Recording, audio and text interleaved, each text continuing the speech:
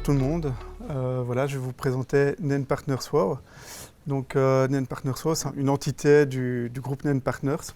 Donc, NEN Partners, c'est un bureau d'études en stabilité qui a eu l'occasion en 2009 d'étudier ce projet-là et qui a montré un peu la complexité de concevoir des ouvrages en structure bois.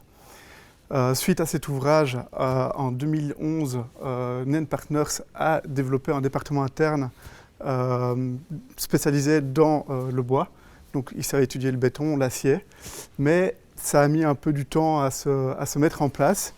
Et en 2013, on a créé NEN Partners WOW, une société un peu séparée de la maison mère, mais qui pouvait commencer à prendre un petit peu ses marques sur le marché bois, vouloir essayer de montrer qu'on pouvait construire autre chose qu'une maison en bois, qu'on pouvait essayer de viser les écoles, les crèches, les grands bâtiments.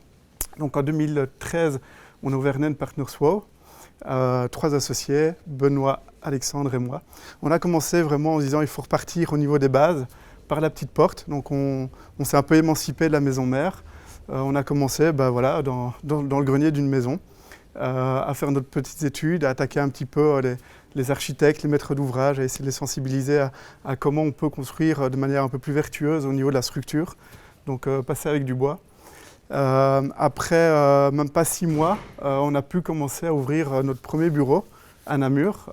Donc on était dans un petit 30 mètres carrés. On s'est dit ok, on redémarre par la petite porte, on va frapper à la porte des architectes, des maîtres d'ouvrage, on explique qu'on est là, qu'on peut construire un peu autrement. Donc ceci a découlé sur des premiers projets. Donc on y est allé un petit peu crescendo, donc on a commencé à faire notre premier bâtiment R+3 à Namur. Ce bâtiment est assez intéressant parce que c'est un bâtiment qui nous a permis de voir qu'en utilisant le matériau massif CLT, on générait des chutes, ce qui va déboucher sur autre chose dans la présentation plus tard. Donc après ce bâtiment-là, on a continué à faire notre petit bonhomme de chemin. On est arrivé à commencer à faire le premier R+4 en Belgique. Ensuite, on a enchaîné, premier R+5, puis R+6, puis on a commencé à faire un peu des écoles. Donc voilà, il faut vraiment y aller pas à pas, éduquer un petit peu le marché belge, à se dire voilà, le bois, il ne doit pas se restreindre que pour une maison ou une extension d'un bâtiment. Donc 2 ans plus tard, on se retrouve à l'étroit dans notre petit 30 mètres carrés. Donc du coup, on doit réfléchir à comment s'organiser pour attaquer aussi les gros projets. Parce qu'à ce moment-là, en fait, on est arrivé à un moment charnière dans l'évolution du bureau. Celui-ci, ça a été quand même un élément assez marquant aussi, parce que c'est notre premier marché public qu'on a remporté. Qui est une école. Donc on a remporté notre premier marché public en 2014. Le deuxième qu'on a gagné, c'est en 2017, donc il y a eu 3 ans. Ça a été 2 écoles. Et il faut savoir que ces 2 écoles en Wallonie n'ont été exécutées qu'en 2021-2022. Donc le process a été relativement long. Et là, on a dû s'organiser parce qu'en fait, on est arrivé en 2016 à parler d'un projet fou de 45 000 m². Donc il y a la restructuration de la gare maritime. Ici sur le site de Tour et Taxi à Bruxelles. Et on est arrivé à imposer le matériau bois sur les 45 000 m² de nouvelles constructions. Ce qui nous a vraiment fait passer un cap. Depuis lors, on a réussi à montrer qu'on avait quand même des connaissances et des capacités pour attaquer des marchés plus gros.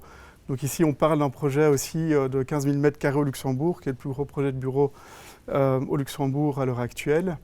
On a continué aussi à développer d'autres gros projets, comme vous allez voir ici.